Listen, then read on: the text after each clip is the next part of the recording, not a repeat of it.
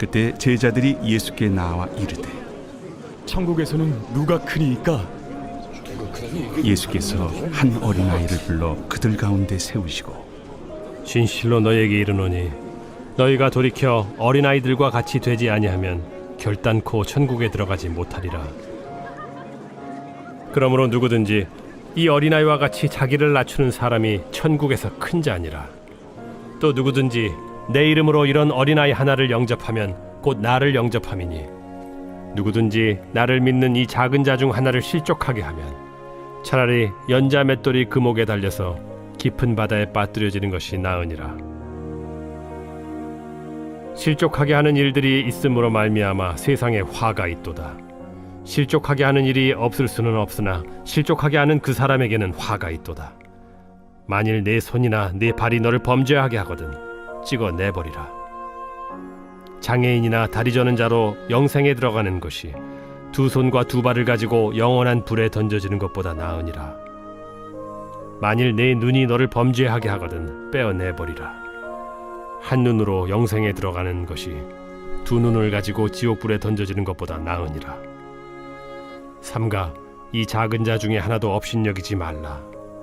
너희에게 말하노니 그들의 천사들이 하늘에서 하늘에 계신 내 아버지의 얼굴을 항상 뵈옵느니라.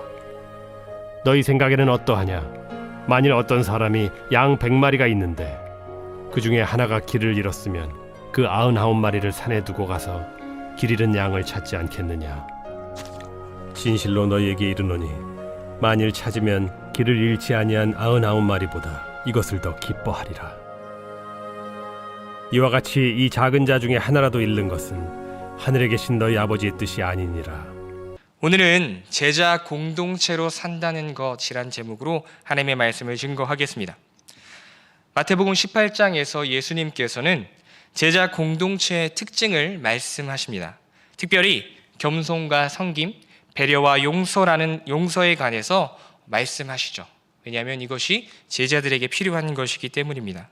17장 후반부에 하나님의 아들들로서 누리는 특권에 대해서 듣게 된 제자들은 자신들이 하나님의 나라에 속해 있음을 확신하며 이제 예수님께 물어봅니다. 천국에서는 누가 크니이까? 이것은 제자들에게 중요한 문제였습니다. 그들은 상당히 많은 것을 희생하며 지금 예수님을 쫓고 있다라고 생각하고 있기 때문입니다. 그러니 자신들이 속한 하나님 나라에서 그들 중 누가 크냐라는 문제는 그들에게 굉장히 중요한 문제였던 것이죠. 제자들은 하나님의 나라가 마치 인간 사회처럼 계급과 지위를 통해서 누가 더 높은지를 구분하는 나라, 그런 나라라고 생각을 했습니다. 권력과 권세가 중요한 나라가 하나님의 나라라고 생각했던 것이죠. 이제 예수님께서는 그들의 질문에 분명하게 대답하기 위해서 어린아이를 하나 불러서 그들 앞에 세우십니다. 그리고 말씀하십니다. 3절입니다. 이르시되 진실로 너희에게 이르노니 너희가 돌이켜 어린아이들과 같이 되지 아니하면 결단코 천국에 들어가지 못하리라. 여전히 세상적 가치와 기준에 빠져 있는 제자들에게 예수님께서는 충격적인 이야기를 하고 계시는 것입니다. 어린아이와 같이 되지 않으면 결단코 천국에 들어갈 수 없다 말씀하시는 것이죠. 당시 어린아이는 여러분도 아시다시피 그렇게 가치 있는 존재로 여겨지지 못했습니다. 물론 유대 전승에서 어린아이들을 하나님의 선물이자 복이다라고 여겼지만 여전히 그들에게 있어서 이 어린아이들은 연약하고 무능력하며 그 가치가 적은 자들이었던 것이죠. 그래서 보호가 없이는 살 수 없는 존재가 바로 이 어린아이들이었습니다. 예수님이 도대체 무슨 말씀을 하시고 있는지 의아해하던 그들에게 예수님께서 조금 더 설명을 해주십니다. 4절인데요. 같이 읽겠습니다. 시작. 그러므로 누구든지 이 어린아이와 같이 자기를 낮추는 사람이 천국에서 큰 자니라. 아멘. 어린아이는 부모나 또는 타인에게 의지할 수밖에 없는 연약하고 또 무능한 존재입니다. 그들은 도움을 필요로 합니다. 또한 그것을 인정하며 그 도움의 손길을 겸손히 받아들일 수밖에 없는 존재가 바로 어린아이입니다. 예수님께서는 이 어린아이의 이 낮아짐, 이 겸손함, 연약하여 의지할 수밖에 없는 그래서 겸손히 받아들일 수밖에 없는 이 어린아이의 모습에 대해서 제자들에게 이야기하고 계십니다. 제자는 높아지려고 하는 자가 아니라 그저 자신이 무능력하고 연약하여서 하나님의 응원회가 없이는, 하나님의 도우심이 없이는 아무것도 할 수 없는 부족한 자라는 것을 인정하는 자가 바로 제자다라고 말씀하고 계신 것이죠. 이어서 5절에서 7절까지 예수님은 하나님 나라에 속한 자들이 어떠한 관계를 맺으며 어떻게 살아가야 하는지를 말씀하십니다. 강력한 어조로 다른 제자들을 넘어지게 하는 자가 되지 말라라고 말씀하고 계십니다. 다른 누군가는 특별히 이 제자라고 불리는 자들, 이 작은 자라고 말하는 이 자들에 대해서 함부로 행동할 수 없는 이유, 그들에게 함부로 행해서는 안 되는 이유에 대해서 예수님께서는 그것이 곧 나를 대하는 태도, 나에 대한 반응이다라고 말씀하고 계십니다. 예수님은 경고하십니다.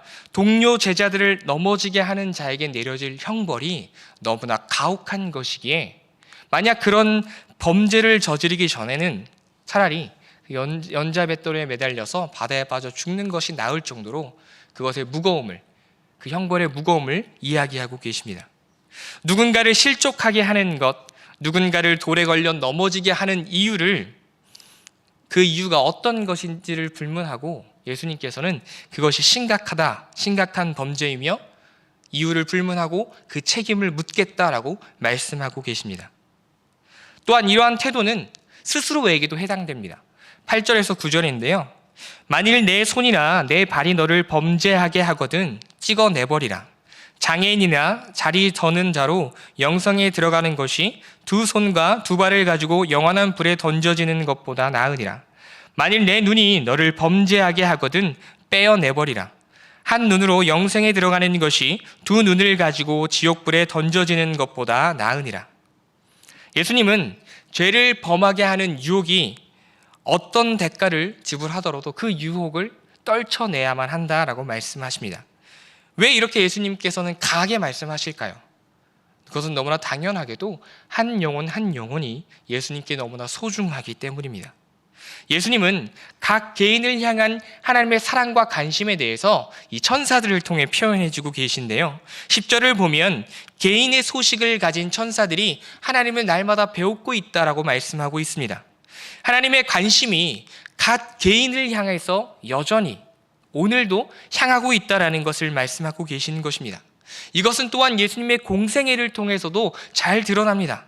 예수님은 죄인들을 찾아가셨습니다.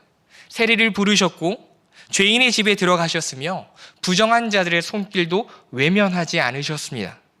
이방인에게도 찾아가셔서 구원의 은혜를 베푸셨던 것이 예수님의 삶의 모습이었습니다. 왜냐하면 그들이 너무나 소중하기 때문입니다. 이 사실을, 이러한 주님의 마음을 길 잃은 양의 비유를 통해서 예수님께서는 더욱 설명해 주고 계십니다. 이 비유는 특별히 교회 내에서 방황하고 있는, 어려움 가운데 있는 그 성도들을 향한 하나님의 특별한 관심을 설명해 주고 있는 비유입니다. 양 100마리가 있습니다. 그 중에 하나가 길을 잃었습니다. 그렇다면 그 주인은 어떻게 하겠습니까? 그 양을 찾아서 온 산과 들을 찾아 돌아다닐 것입니다.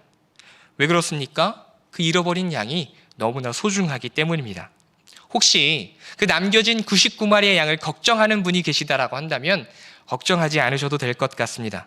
왜냐하면 양들이 언덕에서 이제 풀을 뜯어 먹을 때는 다른 목자들과 또 다른 양 무리들과 함께 그렇게 있기 때문에 남은 99마리는 다른 목자들이 돌봐주고 있을 것이기 때문입니다.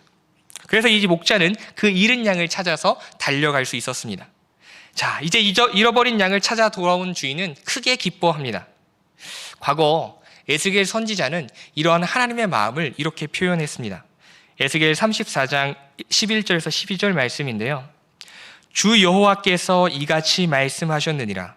나 곧 내가 내 양을 찾고 찾되 목자가 양 가운데 있는 날에 양이 흩어졌으면 그 때를 찾는 것 같이 내가 내 양을 찾아서 흐리고 캄캄한 날에 그 흩어진 모든 곳에서 그것들을 건져낼지라.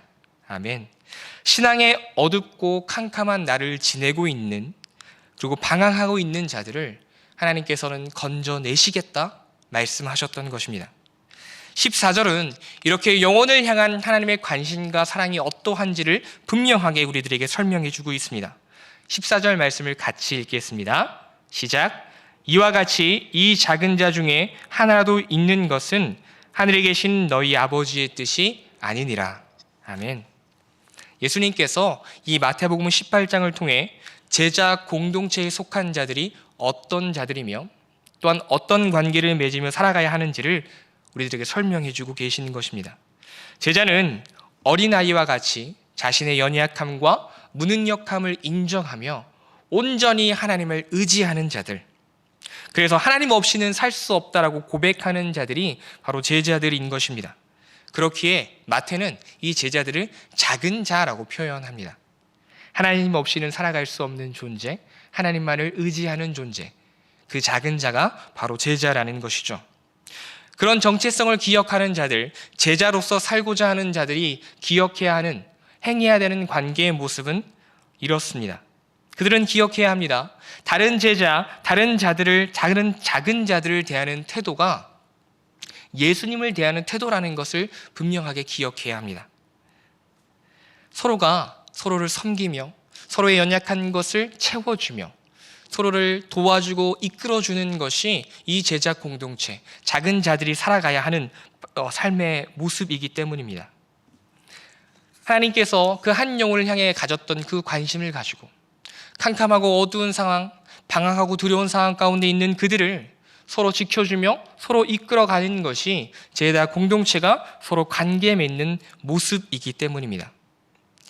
사랑하는 여러분, 작은 자들을 향한 하나님의 관심이 우리 모두에게 있기를 간절히 소망합니다. 세상은 이렇게 이야기합니다. 내 코가 석자다. 나 돌보기에도 어렵다라고 말합니다. 네, 그럴 수밖에 없습니다. 왜냐하면 자신의 힘으로 이 세상을 살아가고자 하기 때문입니다. 그렇기에 스스로를 돌보는 것이 너무나 힘들 수밖에 없습니다. 그러나 여러분, 우리는 하나님의 관심과 하나님의 돌보심을 의지하며 살아가는 자들입니다. 하나님은 믿음의 공동체, 이 제자 공동체를 통해서 서로의 부족을 채우며 이 험악한 인생길에서 서로를 세우고 서로를 도와주는 삶을 살라 명령하고 계십니다. 주 안에서 사랑하는 성도 여러분, 오늘 하루 우리의 관심이 하나님의 관심을 닮아 있기를 축복합니다. 주님의 시선을 닮아갈 수 있기를 간절히 소망합니다. 주님의 시선이 머무는 그 작은 자들, 우리의 공동체의 지체들을 생각하면서 그들을 위해 기도할 수 있기를 간절히 부탁드립니다.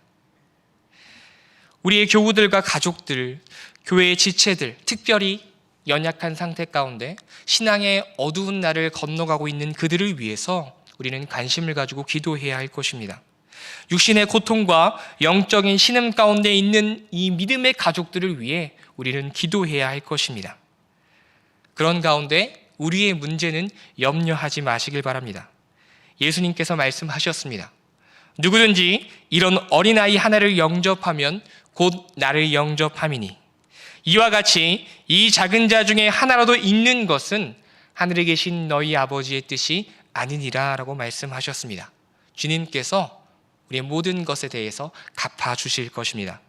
오늘도 제자로서 겸손하게 우리 스스로를 낮추며 잃어버린 자들을 향한 행함과 진실함으로 사랑할 수 있는 우리 모두가 되기를 간절히 축복합니다. 말씀을 생각하며 다 함께 기도하겠습니다. 오늘 하루도 어린아이와 같이 겸손히 주님만을 의지하게 하시고 특별히 제자로서 서로를 섬기며 서로를 돌보며 기도할 수 있는 우리가 되게 하여 주옵소서. 예수님처럼 서로 사랑하는 우리 교회 모든 지체들이 되게 해달라고 주여 한번 부르시고 기도드리겠습니다.